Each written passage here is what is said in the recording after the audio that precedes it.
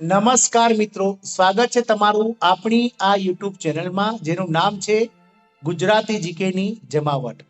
મિત્રો, આજના વિડીયોમાં આપણે વાત કરીશું કેન્દ્ર સરકાર દ્વારા 8મા પગાર પંચને લઈને ખૂબ જ મહત્વના અપડેટ્સ જારી કરવામાં આવ્યા છે. મિત્રો, શું છે એ મહત્વના અપડેટ્સ અને શું 8મું પગાર પંચ જે સરકારી કર્મચારીઓ રાજ્ય સરકાર અને કેન્દ્ર સરકારના રાહ જોઈને બેઠા છે, તો શું 8મું પગાર પંચ લાગુ પડશે કે નહીં પડે, આ તમામ પ્રશ્નોના જવાબ આજના વિડીયોમાં આપણે મેળવીશું. તો વિડીયોના અંત સુધી આપ બન્યા રહેશો અને જો તમે અમારી ચેનલમાં નવા હોય તો અમારી ચેનલને સબસ્ક્રાઇબ કરી લેજો. સાથે જ મિત્રો બેલ આઇકોનને દબાવી દેજો જેથી કરીને અમારી ચેનલ પર મૂકવામાં આવતા વિવિધ ભરતીના નોટિફિકેશન સાથે જ વિવિધ ભરતીઓના પરિણામો અને જનરલ નોલેજના લગતા વિડીયોઝ અને સરકારી પરિપત્રો તમને સરળતાથી અમારી ચેનલના માધ્યમથી મળી જાય. તો મિત્રો, 8મો પગાર પંચની રાહ જોઈને જે કર્મચારીઓ કેન્દ્રીય અને રાજ્ય સરકારના કર્મચારીઓ બેઠા છે તેમના માટે ખૂબ જ માઠા સમાચાર આવ્યા છે. મિત્રો, કારણ કે કેન્દ્ર સરકારે સ્પષ્ટ કર્યું છે કે 8મું પગાર પંચ હવે નહીં આવે. આ ફોર્મ્યુલાથી વધશે સરકારી કર્મચારીઓનો પગાર. મિત્રો, જો તમે સરકારી કર્મચારી છો રાજ્ય સરકાર અને કેન્દ્ર સરકારના, તો 8મા પગાર પંચની તમે રાહ જોઈ રહ્યા છો તો તમારા માટે આ સમાચાર ખૂબ જ મહત્વના છે. વાસ્તવમાં તાજેતરના અપડેટ મુજબ તમને જણાવી દઈએ કે હવે સરકાર કોઈ નવું પગાર પંચ લાગુ કરવાની જે છે તે હાલ ફેવરમાં નથી. એવું કહેવામાં આવી રહ્યું છે કે હવે આ ફોર્મ્યુલાથી સરકારી કર્મચારીઓનો પગાર જે છે તે પગાર પંચની જેમ વધતો રહેશે. મિત્રો, કેન્દ્ર સરકારના કર્મચારીઓને 1 એપ્રિલ 2023 થી 7મા પગાર પંચ હેઠળ પગાર મળી રહ્યો છે. 1 એપ્રિલ 2016 થી જે છે 7મા પગાર પંચ હેઠળ પગાર મળી રહ્યો છે. આ સાથે તેમને મોંઘવારી ભથ્થું પણ મળી રહ્યું છે જે જાન્યુઆરી 2023 થી અસરકારક માનવામાં આવે છે. પરંતુ કેન્દ્ર સરકાર ટૂંક જ સમયમાં પગાર પંચ નાબૂદ કરવાનું વિચારી રહી છે. અહેવાલો અનુસાર હવે 8મું પગાર પંચ નહીં આવે.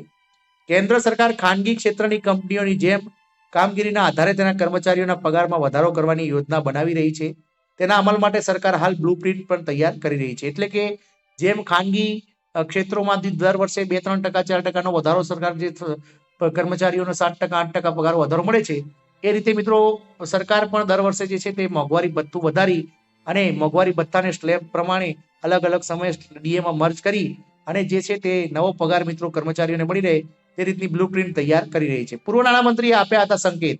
દિવંગત પૂર્વ નાણામંત્રી એટલે કે અરુણ જેટલીએ 2016માં સંસદમાં પોતાના એક ભાષણમાં આ તરફ ધ્યાન દોર્યું હતું. તેમણે કહ્યું હતું કે હવે સરકારે પગાર પંચ સિવાય કર્મચારીઓ વિશે પણ વિચારવું જોઈએ. તે જ સમયે એવા અહેવાલો આવી રહ્યા છે કે નાણાં મંત્રાલયે સ્પષ્ટ કર્યું છે કે હવે કોઈ નવું પગાર પંચ નહીં હોય. શું હશે નવી પદ્ધતિ? તો રિપોર્ટ અનુસાર સરકાર એક એવી સ્કીમ બનાવવાનો પ્રયાસ કરી રહી છે જેમાં ડીએ 50% પાર થવા પર પગાર આપોઆપ વધી જશે. આને ઓટોમેટિક પે રિવિઝન નામ આપી શકાય છે. નોંધ કરો કે સરકારે હજુ સુધી આવા કોઈ અહેવાલની પુષ્ટિ કરી નથી. કેન્દ્ર સરકાર પાસે હાલ 68 લાખ જેટલા પેન્શનર્સ અને 47 લાખ જેટલા કર્મચારીઓ છે. કયા કર્મચારીઓને ફાયદો થશે? જો સરકાર આવી સ્કીમ બનાવે છે તો તેનાથી નીચલા સ્તરના કર્મચારીઓને ફાયદો થશે. પૂર્વ નાણામંત્રી અરુણ જેટલી ઈચ્છતા હતા કે મધ્યમ વર્ગના કર્મચારીઓની સાથે નીચલા સ્તરના કર્મચારીઓનો પગાર પણ વધારાનો લાભ મળવો જોઈએ. આ લેવલ સાથે લેવલ 1 થી 5ના કેન્દ્રીય કર્મચારીઓનો બેઝિક પગાર ઓછામાં ઓછો 21,000 સુધી પહોંચી શકે છે.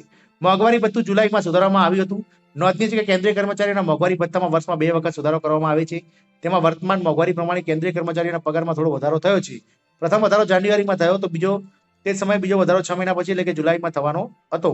જો કે ત્યારબાદ નોંધપાત્ર વધારો થવાની શક્યતાઓ છે. એટલે કે 8મું પગાર પંચની જે રાહ જોઈને બેઠા છે કર્મચારીઓ તેમના માટે માઠા સમાચાર છે કે મિત્રો 8મું પગાર પંચ નહીં આવે, પરંતુ નવી જે છે તે જે કહી શકાય તો રોટેશન ઓટોમેટિક પ્રે રિવિઝન નામની જે છે પ્રક્રિયા તેના માટે સરકાર બ્લુપ્રિન્ટ તૈયાર કરી રહી છે અને આપોઆપ ડીએ 25% થતા બેઝિકમાં મર્જ થશે, ત્યારબાદ 50% થતા બેઝિકમાં મર્જ થશે, ત્યારબાદ 75% ડીએ થતા મર્જ થશે અને 50% ડીએ મર્જ થતા. એટલે કે જેમ જેમ ડીએ મર્જ વધતું જશે તેમ તેમ મિત્રો બેઝિકમાં ભેળવતા જશે અને જે છે કર્મચારીઓનો પગાર વધતો રહેશે. પરંતુ 8મા પગાર પંચ માટે હાલ સરકારની કોઈ જ વ્યવસ્થા મતલબ અમલમાં નથી અને સરકારનો કોઈ વિચાર નથી. મિત્રો, આશા રાખીશું કે 8મા પગાર પંચની રાહ જોતા કર્મચારીઓ માટે આશાસ્પદ સમાચાર છે. આપ આપના કલીગ્સ મિત્રો સાથે જો વિડીયો ગમે તો તમે શેર કરશો તેવી આશા સાથે જય હિન્દ. અસ્તુ.